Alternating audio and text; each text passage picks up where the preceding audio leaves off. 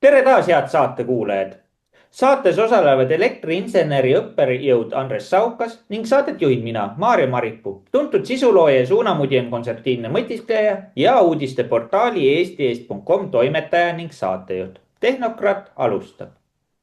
Eelmine saade Tehnokrat 14 võeti hästi vastu. Samuti laekus palju küsimusi energeetika kohta nii Eestist kui mujal. Kust leida maailma tuumajaamade andmebaas?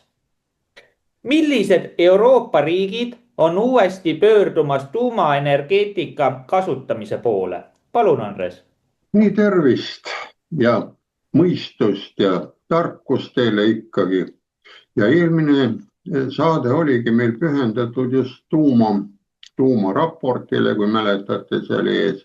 Ja tulidki paljud küsimused, kus neid tuumabaase ja neid näidata. Ja vaatame slaidide pealt, et millised riigid on siis uuesti pöördumas, millise valitsemiskorraga nad on, saate täitsa huvitavad sellised vastused peale. Nii et hakkame pikkamööda siis slaididega vaatama. Nüüd vaatame siis esimese slaidilt, töötame ta läbi, näete, et oleks teil lihtsam käima panna. Näete, lööte arvutisse lihtsalt press sisse, siin ma tegin ära, trükite press ja oletegi kohal ja jõuategi, näete, sinise selle juurde. IAEF on see tuumaagentuur ja näete, saate sellise esilehekülje ja näete, vaatame selle esimese lehekülje ka ära. Näete, töös maailmas on praegu 417 tuumajaama ehk reaktorit. Võimsus on, näete, siin all, peatatud, näete, töös olevad, need hakkavad kinni minema täielikult ja siis näete, 61 on ehitusel, mida praegu ehitatakse. Nüüd siit on teil nüüd näha. Ja kust leida, näete, siit lööte sisse riigi statistika, lööte siia kantri sisse, lööte siia reaktori tüübi sisse. Ja näete, see on üle 50 aasta need välja töötatud ja hallatav tuumareaktorite infosüsteem PRIS on terviklik andmebaas, mis keskendub tuumaelektrijaamadele kogu maailmas. PRIS sisaldab teavat töötavate ehitamisel ja parajasti ehitatava reaktorite kohta. No siit saate istudes vaadata kogu selle suure pildi. Lähme siis järgmise juurde, mis näitab paremini, kui me avame mõne riigi. Või siin oli, nüüd me selle pärast jõuame sinna tagasi, aga küsimus oli ju see, millised riigid, ja näete, pealkiri on lihtne, tuumaenergia renessanss, Euroopa tagasipöördumine mõistuse juurde. Ja millised on? Üha rohkem Euroopa riike tugineb tuumaenergiale, et vähendada oma sõltuvust ilmastiku tingimustest, sõltuvatust tuule ja päikese elektrijaama. Pürenee poolsaare elektrikatkestust, nagu te mäletate Hispaanias, näitab selgelt, miks on energiapoliitika ümberpööramine vajalik. Näete, nüüd läheb ümberpöörama, mitte ei ole rohepööre, aga nüüd peab tagasi pöörama või ümberpöörama, kuidas see on. Euroopa on ärkamas pärast aastaid kestnud rohelist ideoloogiat, naaseb üha rohkem riike tuumaenergia juurde. Mitte vastuvõetavate kliimaeesmärkide, vaid puhtast vajadusest. See on täielik tehno- ja loodusseaduse järgi, et ma pean ikka sooja saama talvel, kui isegi päikest ei ole. Ja Brüsseli Berliini eliit võib küll jätkuvalt unistada suurest ümberkujundamisest, aga reaalsus on neile järele jõudnud. Nagu kiirkond avatud rööbastel või paneb mööda. Ja nüüd võtame need riigid lahti siis, kes on kohe minekul ja kohe tegutsevad.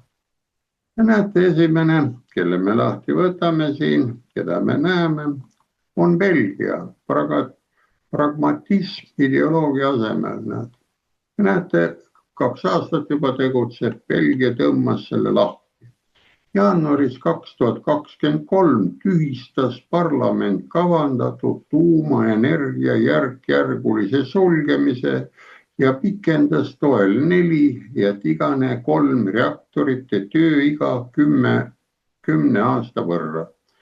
Nägite, kui te lähete sinna samasse tuumareaktorite andmebaasi, trükkige toel 4 või tigane 3 sisse, siis näete, millal nad ehitasid, kes ehitas, kuidas ehitas. Näete, mis Belgia tegi juba siin, meil on 1,5 aastat läinud, 25 juuli, kas keegi on sellest teile rääkinud, et siin tuumajaamad lähevad lahti ja rohepööre hakkab nagu seisma ja mina ei ole kuulnud, aga võib-olla te ei olete andnud ikka tagasiside. Nii. Mis näete, mis Belgia valitsuse mees ütles, et siin pahandust ei tekiks, muidu ütlevad võib-olla saade ei ole ka õieti faktidele koostamine. Peaminister Alexander De Croo juhitud Belgia valitsus pidi tunnistama seda, mida kriitikud on aastaid kuulutanud. Ilma tuumaenergiata ähvardab riiki energiakollaps. Rohelise energiaminister Tinne van der Straten neelas kibeda pilli alla, näete rohepööre, ja allkirjastas lepingu operaatoriga Enige. See on Belgia operaator. See on tuumaenergia vastase liikumise pankroti tunnistamine. Näete, kui rohepööraja ka kirjutas alla, mitte teda ei kõrvaldatud, meil oli ju siin kliimaministrinnaks oli Yoko Alender, ta läks ära, vahetati ja võeti üldse midagi kohta ära, sealt liideti kokku, aga näed, siin ei ole, seda jäi all tööle ikka edasi. Keegi keele ole edasi. Nii, ja Belgia pööre ei tulnud näete ootamatult. Aastaid oli kodanikele öeldud, et gaasiküttel töötavad elektrijaamad ja tuulepargid võiksid tuumareaktorid asendada, näete, räägiti aastaid. Siis tuli Ukraina konflikt, gaasi hinnad tõusid lakke ja äkki oli varustuskindlus ohus. Belgia tööstus alates keemiagigantidest kuni terasetehasteni ähvardas ümberpolimine, pidid minema. Aga hüppasid ära näete ametiühingud, kes muidu olid rohelise poliitika lojaalsed liitlased, protesteerisid. Tuhandete töökohtade peatse kadumise koht. Nii see välja näebki. Hetk, mil ideoloogia puruneb reaalsuse vastu. Näete? Ja siin ta ütleb ju eesti keeles on ära ikka sülita või ära lase vastu tuult. See kipub tagasi näkku tulema. Tuul teeb ja ei ole kellegi peale riielda.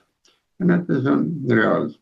Ja nüüd ehitatakse isegi uusi reaktorid, et tagada stabiilne energiavarustus. Näed, juba ehitus käib. Järgmine, kes tuli juurde, näed, siin räägime suurtest Taani väljade rohetuulikutest. Näete, Taani ütleb tabu lõpp.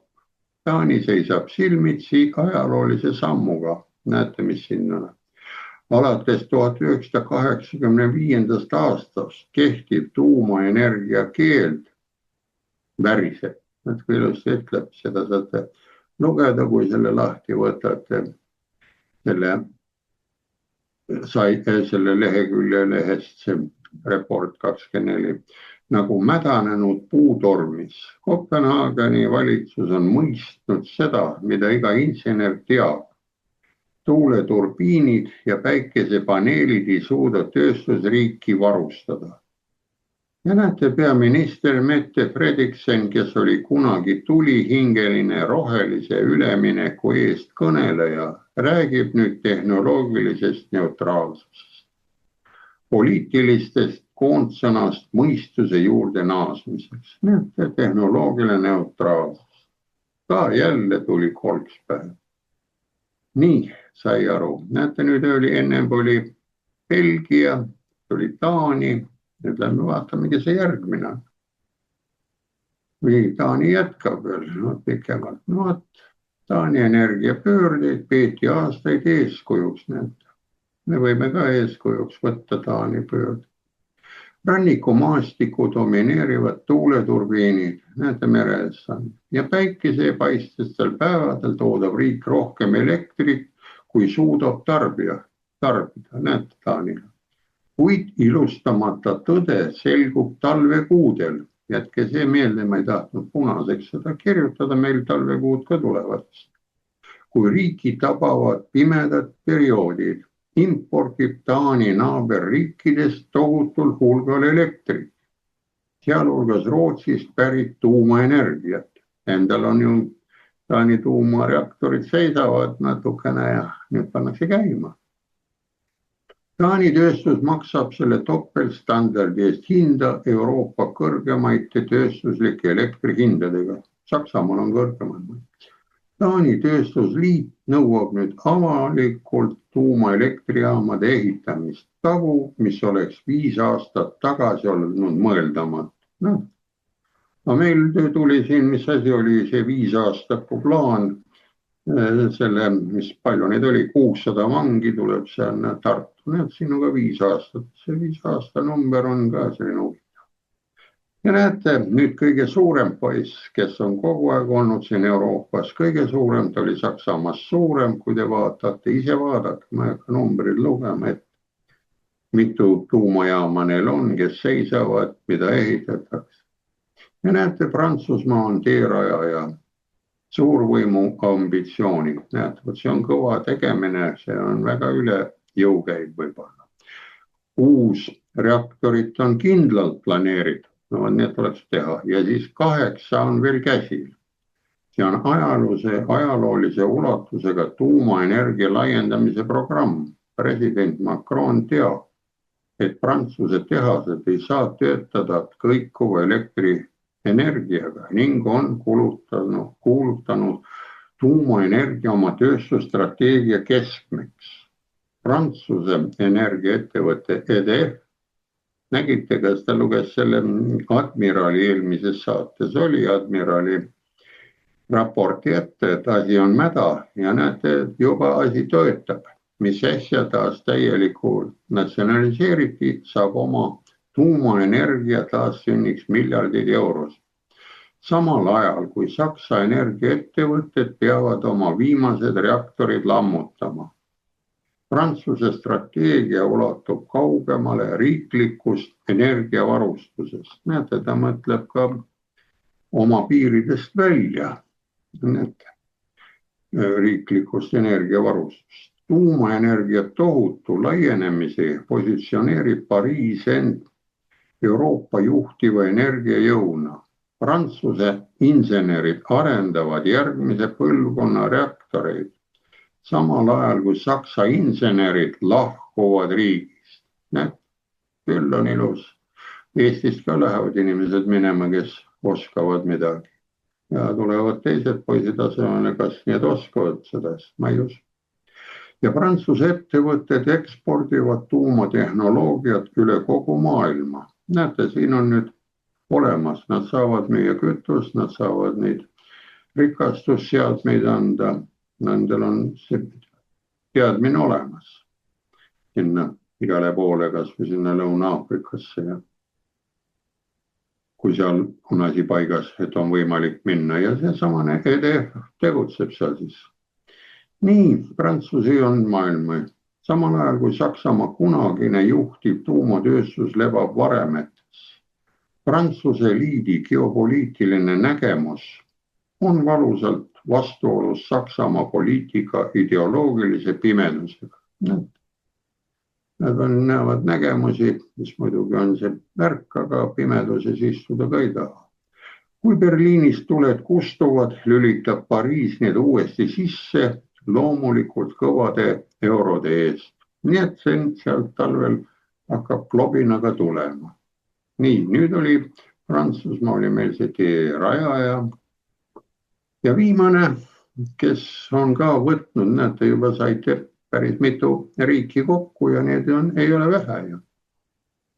Ja Rootsi ütleb ise tagasi tööstusliku mõistuse juurde. Siin Rootsi on meil ka ligidal olnud, Rootsi firmad on siin olnud, Statoilid ja mis meil siin on olnud. Rootsi on rohelisest eksperimentidest tüdinenud. Pärast aastaid kestnud kõhklusi on Stockholm taas täielikult pühendunud tuumaenergia ja plaanib ehitada uusi reaktorid olemasolevatele objektidele. Rootsi valitsus peaminister Ulf Kristerssoni juhtimisel on mõistnud, et ilma usaldusväärse baaskoormuseta kolib tööstus Hiinasse, USA-sse või kuhu iganes. Kus energia on saadaval ja taskukohane. Rootsi tööstusühendused terasetööstusest paberivabrikuteni on eksimatult selgeks teinud, ilma tuumaenergiata pole Rootsi majandusel tulevik. Näete, ülesnik. Ja vaadake, siin on huvitav aastaarv ja kuna ma olen matemaatika moodi veidi ja tehnokraat, siis mulle see arv 1980 meeldib kogu aeg. Oli Eestis olid olümpiamängud, et see tuleb 80 varsti. Siis 81. kui see 1961 oli see suur kongress Moskvas, siis öeldi, et 1981 on kommunism maa peal meil olemas. 1980 mainiti esimest korda Saksa väljaandes rohepööret ja mis siin ütleb, näete, vaatame siis ära. Rootsi kursimuutus on eriti tähelepanuväärne, kuna riik oli kunagi tuumaenergia järk-järgulise sulgemise teerajaja. Näete, 80. paneme kinni toad. 1980. aastal otsustasid rootslased referendumil tuumaenergia järk-järgult kaotada. Otsust, mida ei rakendatud kunagi täielikult. Näete, huvitav koht. Pärast vaatame, miks siis sakslane sinnapoole läks ja miks rootslane täielikult ei pannud. Vaatame neid põhjusi. Lõuame mõtlemisega põhjusteni välja. Reaalsus osutus tugevamaks kui kõik väljumisplaanid. Kui Ringhalsi tuumaelektrijaama viimane reaktor 2020 aastal suleti. Tõusid elektrihinnad Lõuna-Rootsis kohe rekordiliselt kõrgele ja tulemus. Massilised rahvaprotestid ja ümbermõtestamine kõigis poliitilistes leerides. Isegi traditsiooniliselt tuumaenergiat kritiseerivad sotsiaaldemokraadid räägivad nüüd vajadusest tehnoloogiale avatud energiapoliitika järele. Ja see on hämmastav muutus. Need sinised saate panna, siis saate lugeda otse läbi, kuidas see muutusest kirjutavad need sotsiaaldemokraadid. See on lihtsalt väljavõtte, ma tegin need lühendatud variandid, et üldist plaani näidab. Mis näitab, kui palju on energiakriis poliitilisi koordinaate nihutanud. Nii, saime selle nendele tuumaenergia poolt ära sõnadega ja tegevusega.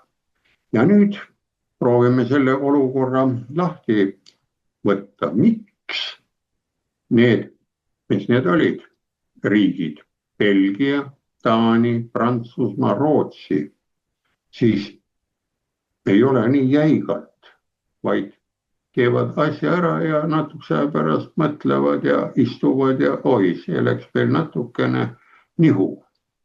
Aga vaatame, milline valitsus seal Belgias siis on, kes kamandab nagu. Belgial on föderaalne konstitutsiooniline monarhia.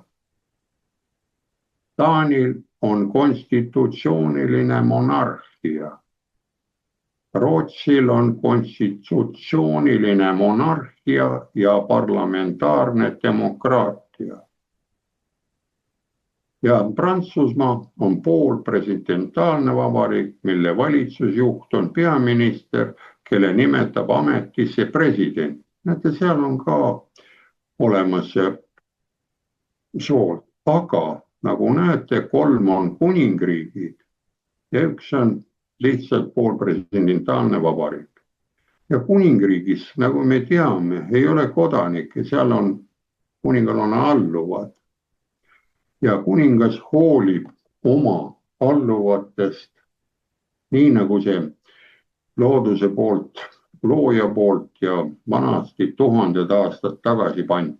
Ja vot siin on see vastus ja vot siin on see ühisosa, kui nad näevad need 80. teeme selle tralli ära, aga siis istub kuningapoeg poiss ligi, et kuulge, ärme ole nii lollid, mida need, kuhu seal lähevad, vaatame nüüd ülle, et oma rahvale näed, oma rahvas tuli püsti, tõusis need seal Rootsis, et kuule, kunn, ära jaga, sa ei ole meie kunn ja mis sa oled või oled meie kunn.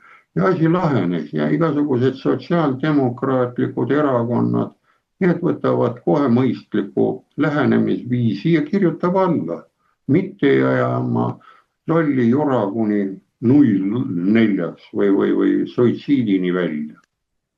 Nii et näete, saite nüüd aru, võib-olla pakun jälle välja, nagu ma ise ütlen, et siin peaks ka Eestis leidma ühisosa ja mingisugune monarhia ei teeks ju siin halba. Kas või olla, ise kui ei oska olla, aga siis mõne monarhi, ütleme, see osariik või võtame Ameerika, seal on ju kõik riigid oma põhiseadusega sees, aga siis üks kunn on nagu valitakse aeg-ajalt ja teda nimetati nüüd Euroopas ka issuks või issiks, no kas ei võiks ka sedapidi mõelda?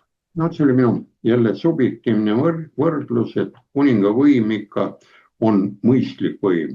Aitäh sulle, Andres. Selles suhtes, et mind paneb täiesti mõtlema, et milline võim siis Eestis nii-öelda on. Et nüüd minna ajas tagasi natuke.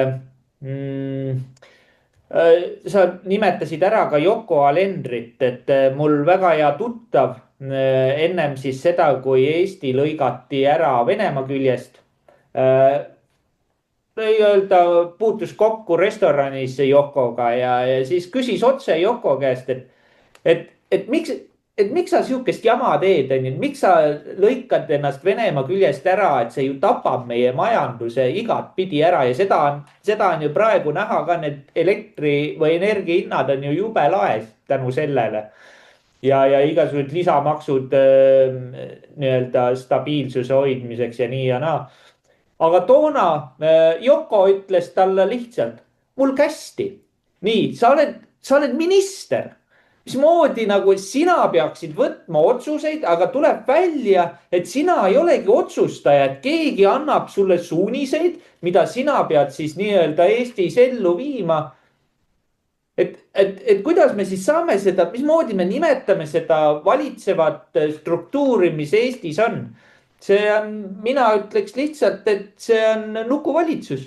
Sest käsud tulevad kuskilt mujalt meie ministritele ja ministrid siis suruvad läbi parlamentaarse riigikorra, mille on nad ka kaaperdanud e-valimistega, lükates opositsiooni nurka ja koalitsioon möllab ja lihtsalt rullib globalistidele nii-öelda häid otsuseid Riigikogus läbi, millega tapetakse tegelikult sisuliselt Eesti omariiklus ära. Et mis sina arvad sellest? Kuidas me saaks nimetada, mismoodi me nimetame seda Eesti valitsevat klikki, kes meil on? Me ei ole ju demokraatlik, aga me ei ole ka mingi kuningriik. Kes me siis oleme? Me ei tea ju nende niiditõmbajate nimesi.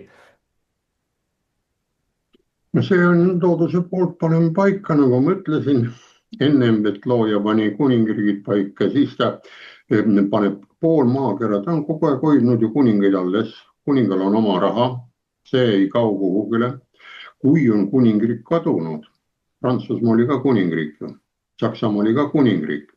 Ja näete nüüd, kui kuningriigid on mõlemast riigist kadunud, eriti Saksamaal, siis ta on nii alla tehtud või niimoodi alla surutud, et ta ei oska olla enam, tal on võimatu olla. Ja kuidas sealt välja tulla, vot see ongi nüüd see küsimus. Ma olen välja pakkunud variandid ja on näha ka siin meie päevapoliitikas Tallinna linnapea valimisest. Näete, seal see mees Sõrumaa ütles ju ilusti, üks ütles, et sa oled igatpidi seotud ja sul on kõik olemas.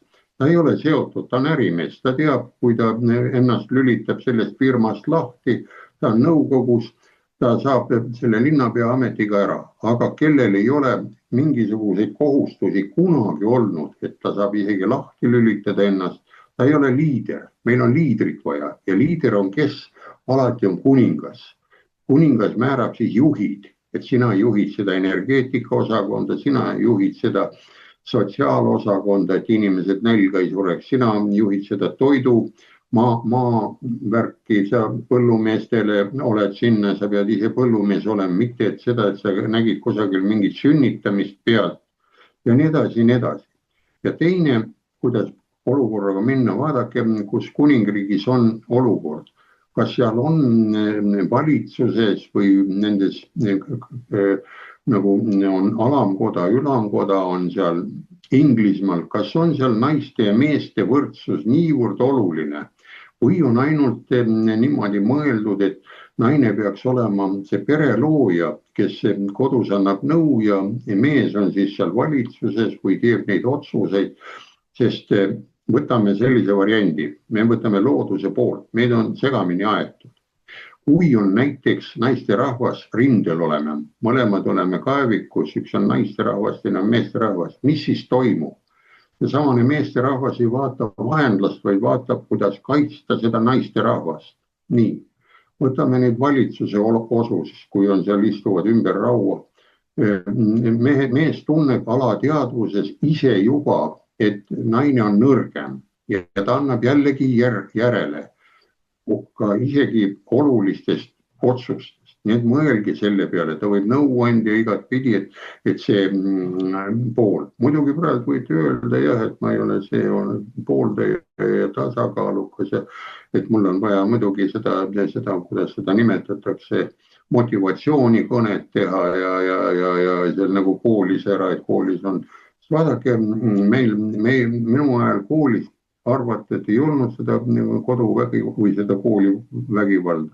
Panid piraki sirmade alla ära, silmani sinine, mõlemad papid või mammid kutsuti kooli, estiti ära, ärge omavahel kakelge ja ei kakeldudki.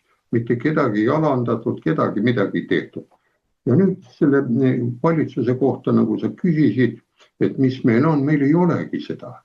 See on lihtsalt, ma ei oska öelda, nõukaajal olid sellised valitsusjuhid, olid Rüütel oli ja siis oli see Vaino väljas. Need mõtlesid oma rahva peale, nad said ka käsud kätte, aga ta oskas ära põhjendada, ta võttis juurde.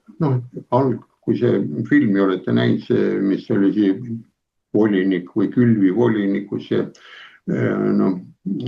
mängis seal, et paneme mudasse kartuli. Need olid 50-ndatel ja 60-ndatel.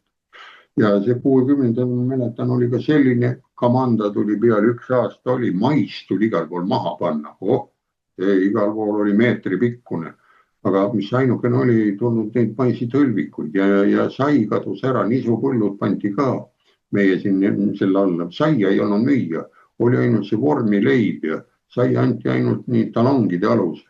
No ja praegult oleme sama, kui me need Euroopa need käsud, nagu sa ütlesid siin, ütleb, et ma teen käsku, siis see käsku annab ka igatpidi täita.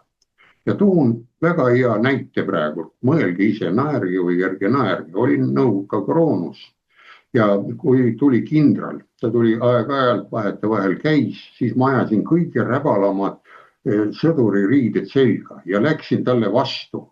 Ta tuli juurde ja ütles, mis on, mine ruttu sinna, sedasi räbalas sõdur ei käi.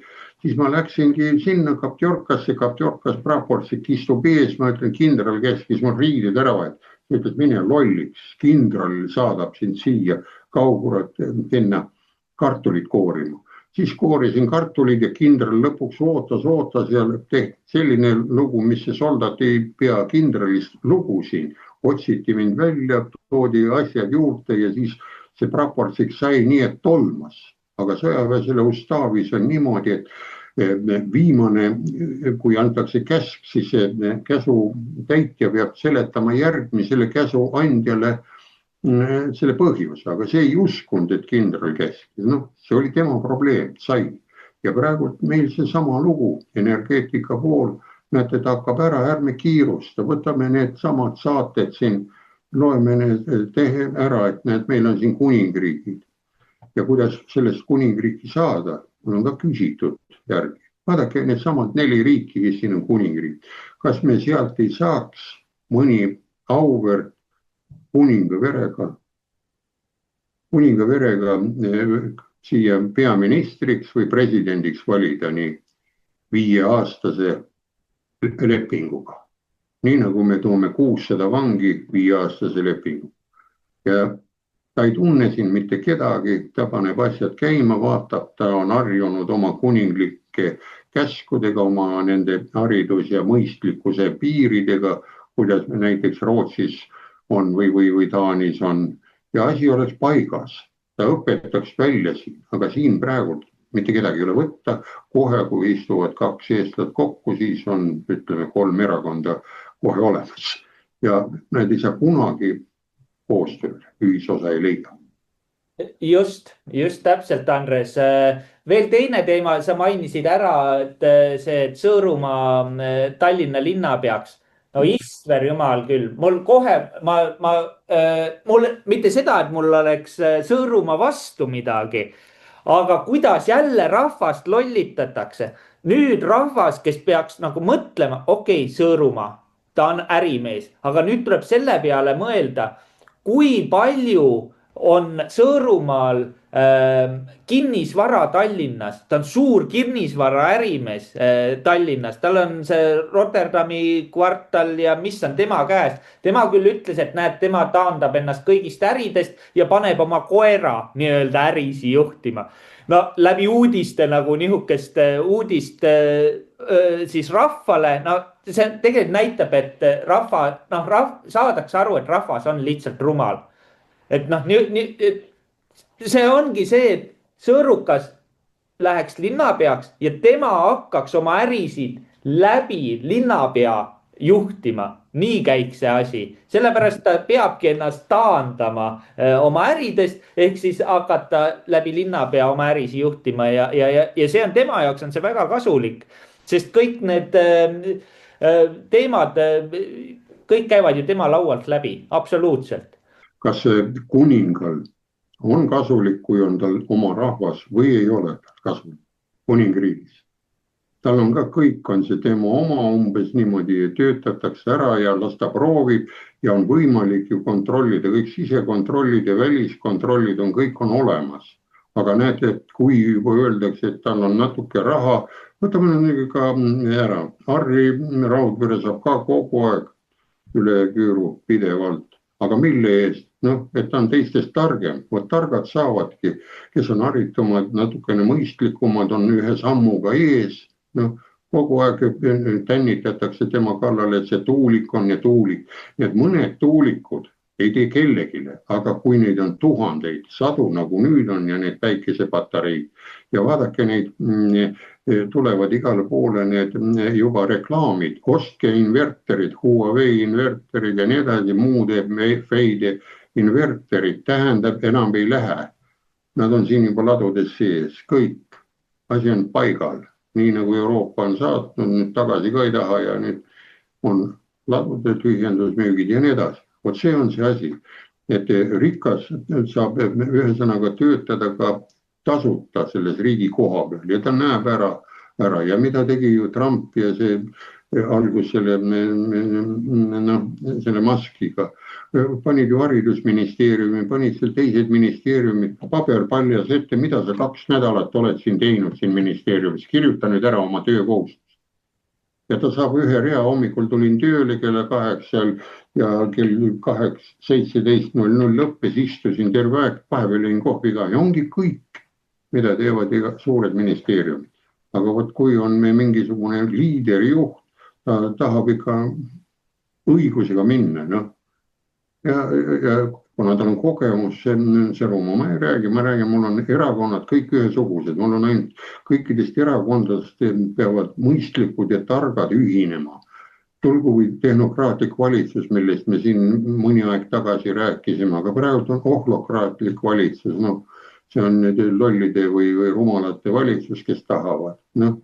Ja on muidugi see kolmas liik oli ka see plutokraatline valitsus, kus on rikkurid, oligarhid tööl, noh. Oligarhide valitsus, ühelgi sellisel valitsusel on puudused ja plussid, aga praegu ta aitab ainult tehnokraatlik, et see rämpskraam, me ei saa seda käima ja me peame selle vana 50 hertsi tagasi lülitama, see ei ole midagi, sest mida venelane praegu teeb, ma lugesin ka sealt poolt ära, mida ta mõtleb, tal on energiat üle ja siia poole ei tule, ta hakkab bitcoin'i tegema, ta paneb serverid sinna tasuta torude otsa, kus tuleb seda sooja, nii nagu Island saab tasuta maa sees seda kuuma auru, sellega on tal serverid püsti, ülemaailmsed serverid, Hiina ja Vene ja kõigi serverid ja tal on ainult 50 rannavalve, ta on piirivalves tööl Island. Ja tema ei saa hakkama. Saab, nii ta on. No ja, ei, selles suhtes ma ka ühtin, et sinu mõttega, et kui nüüd minna uuesti Urmas Sõõrumaa juurde. Urmas Sõõrumaa puhul on väga targa ja tehnokraadist juhiga on tegemist, aga siin ongi nii-öelda, tekibki see huvide konflikt, kus tegelikult ta ei saaks ennast linnapeaks pakkuda, lihtsalt ei saaks, sest ta on suur ärimees Tallinna linnas ja kui ta nüüd veel linnapeaks saab, see tekib niisugune korruptiivne olukord või niisugune, see ei ole õige, see ei ole lihtsalt õige, aga ma ütlen, ega Urmas Sõõrumaa on kõva juht ja ta on, mis ta on Tallinnas teinud, on lihtsalt suurepärane, aga lihtsalt linnapeaks, ei saa, lihtsalt ei ole võimalik, vähemalt minu pilgu läbi. Aga siinkohal lähme siis küsimustega edasi. Kas Saksamaa on ka tuumaenergeetikale tagasi minemas? Milline oleks geopoliitiline tagajärg, kui energia hind on kõrge? Palun, Andres. Nii, jätkame siis tehnokraadiga küsimustega ja vaadake siin, ennem olid need, kes lähevad tuumaenergiale ja nüüd võtame jälle selle PRIS lehekülje lahti, näed, jõudsime Saksamaa peale, näete, siin on ju kui Argentiina, Armeenia, Belgia, kõik need on olemas. Ja näete, siin on kohe, võtsin ka selle punase välja, näed, et 3 reaktorit koguvõimsusega 140 megavatti on staatuses komisseerimise ja lõpetanud. Ühesõnaga kinni läheb. Ja näete, üleval on need pildid. 33 tuumaenergia reaktorit on kinni. Ehitamisel ei ole ühtegi ja töös ei ole ka enam ühtegi. Ja näete, see graafik jookseb kõik alla. Ja mis siin üldse oli, näete, protsendid olid 1,4, mingil määral ta seal sooja annab, kusagil ligidal teda on vaja jahutada. Ja näete, see saate uurida Saksamaa ja siin all on kõik need 33, vaatate aastaid, kuupäevi, mille ehitati, mille kinni läks. Ja viimased, nagu siin päraspoole tuleb, on ka selline pool, et on võimalik nad ka käima tõmmata, kui tahetakse. Nii, lähme siis edasi. Ja näete, mis nüüd on Saksamaa kõigile õppetunniks, ega ta ongi looduslikus baasis, on ideoloogia kõrge hind. Näete, meil oli siin nõukaajal oli see kommunism, sotsialismi hind oli nii kõrge, et poed olid tühjad asjadest. Ja Saksamaa tahab samamoodi selles suunas minna praegu, kui tõmmata võrdlus. Ideoloogia järgi ei saa kõhtu täis. Ma võin siin propagandat ükskõik keda kiruda, aga see mulle kõhtu ei täida. Ma pean liigutama ja tegema. Ja vaatame nüüd. Saksa energiapoliitikast on saanud õppetund selles, kuidas industriaalriiki lammutada. Elektrihinnad rekordtasemel, elektrikatkestuste korral hädaolukorra plaanid ja täies koos deindustrialiseerimine ehk tööstuse minema ajama. Enneolematu enese tekitatud majanduslangus, suured energiatarbijad alates keemiatööstusest kuni terasetööstuseni viivad oma tootmise välismaale või sulgevad selle täielikult. Näete, BASF ehitab Hiinasse suurimaid uusi tehas, grupitööstus oli ka Eestis, siin oli grupitehas, mis on metallitehas, kaalub terase tootmise üleviimist välismaale ja keskmise suurusega ettevõtted sulgevad vaikselt oma uksi. Tööstuslik väljaranna on juba alanud. Näed, see on nii kole värk. Saksamaal võib olla küll uus valitsus olla, aga see ei muuda suurt midagi. Poliitiline klass jääb oma kursil kindlaks. Energiapöörde kuulutamist jätkatakse messianistliku innukusega. Samal ajal, kui taustal pannakse võrku tagasi sööküttel töötavaid elektrijaamad. Hädaolukorras panevad need tossama, sest gaasi põlemis sai Venemaa käest ja milles siin oli varem. Vabaduse energiat ja retoorika jätkub. Samal ajal, kui föderaalvalitsus pumpab miljardeid veeldatud maagaasi terminalidesse, et importida USA-st kallist hüdraulise surve gaasi. Topelstandardid saavutavad haripunkti. Näete, siin on ka meil Eestis on sama. Kui Saksamaa impordib Prantsusmaalt tuumaenergiat ja samal ajal sulgeb oma tuumaelektrijaamad. On ju naljakas, et see energia, mis tuleb nüüd sealt Prantsusmaalt, on hea tuumaenergia ehk nagu öeldakse, aus tuumaenergia, aga ise kui teed sama suurte nõnda nimetatud rohelise jalajäljena, nad on ühesuguselt saastavad. See ei ole nii paha, kui seal on. Ja samal ajal sulgab oma tuumajaamad.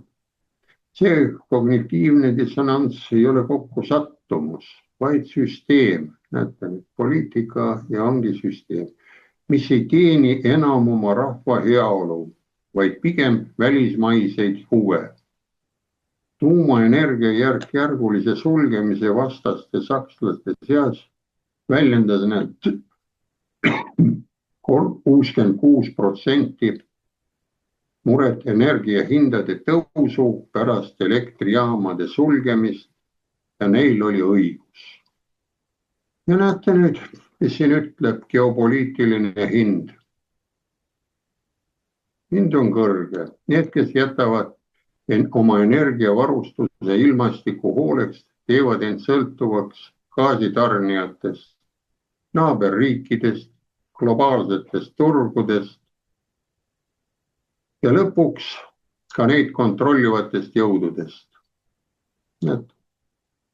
Saite nüüd pihta, mis siin toimub, kui me kõik anname ära, meil siin Eestis samamoodi põlevkivi katlad paneme kinni ja neid ei ole vaja, sest näete, need tarnijad, kes meile siin midagi annavad, me oleme täpselt sakslaste moodi. Näete, loeme korra veel need gaasitarnijatest ja teeme end sõltuvatuks naaberriikidest, kui naaberriik tahab, annab poolu, ei anna kaabliga või mis globaalsest turud, midagi ju võtta ei ole ja lõpuks kontrollivad jõud, kes meid kontrollib, ei leia. Euroopa riigid, mis naasnevad tuumaenergia juurde, on tunnistanud seda põhitõde. Energia ei ole ainult majandus. Energia on jõud. Kui sa ei kontrolli oma energiavarustust, siis sa ei kontrolli midagi. Siinsed energeetikud, kolleegid võiksid samamoodi mõelda selle peale. Siin me kontrollisime kuni 8. veebruarini, need pilte võite vaadata, sageduse hüppamist, kuidas seal pildi peal on. See oli ikka kontroll oli taga. Oli sealt poolt või siit poolt lihtsalt. Aga näete, siin ütleb midagi. USA laiendab oma energiasõltumatust. Hiina ehitab 10 uusi tuumaelektrijaamu ja Venemaa kasutab oma energiaressursse geopoliitilise kangina. Ta saab igale poole, sinna poole, teisele poole, viib kohale. Ja näete nüüd mustana on ainult Euroopa, täpsemalt Saksamaa, unistab jätkuvalt rohelisest paradiisist. Tuumaenergia juurde naasmine Euroopas ei ole tehniline otsus, vaid rahvusliku ellujäämise küsimus. Belgia, Taani, Prantsusmaa, Rootsi, me rääkisime sellest, kõik nad on tunnistanud, et tööstuslik tugevus ja energiasuveräänsus on lahutamatult seotud. Nad kuningad teavad, me võime siin mängida ise ka, ei tea, mingit demokraatiat, aga näete, nad teavad, kui on alluvad on olemas, siis on ta, suveräänsus on seotud. Nad on leidnud julguse heita ideoloogilised dogmad üle parda ja teha pragmaatilisi otsuseid.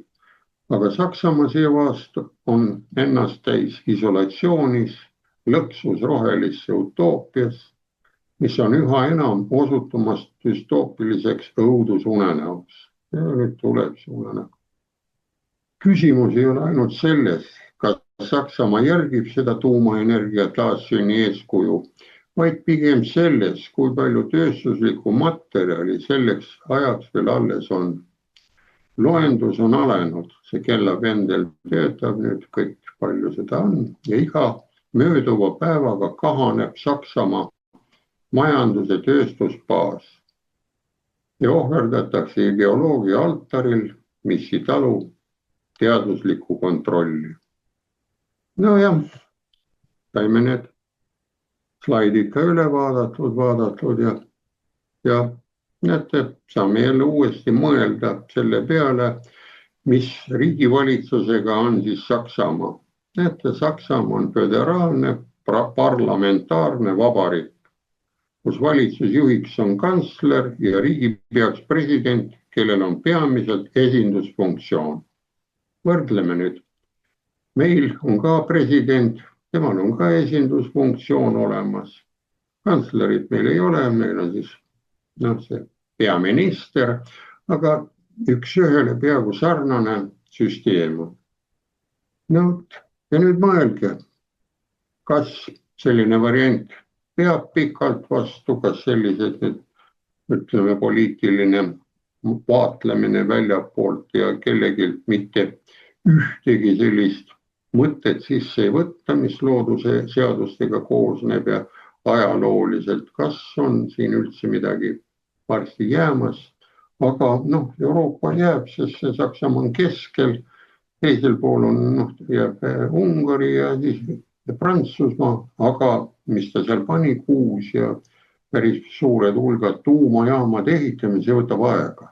10-12 on ühe ehitamine, paralleelselt ka natukene tehakse, aga see on aeg, see on väga rohepöördeline värk on siin tulekul.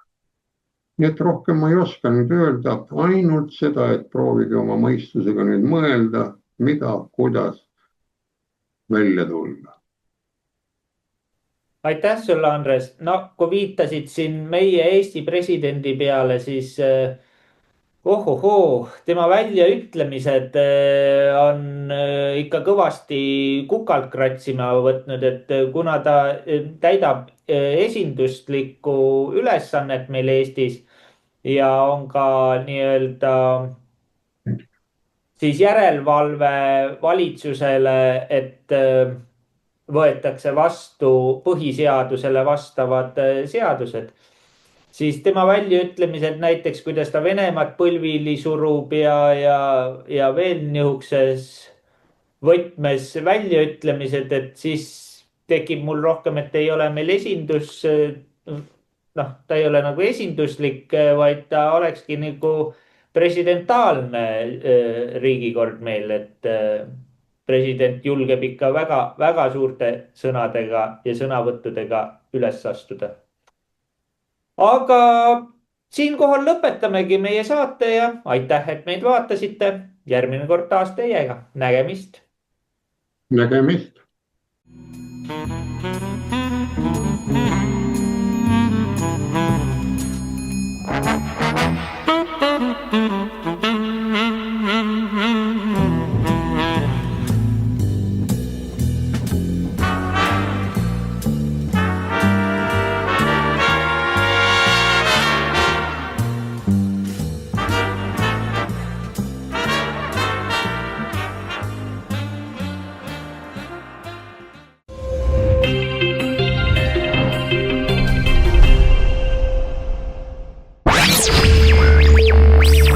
meil on Eestile plaan B.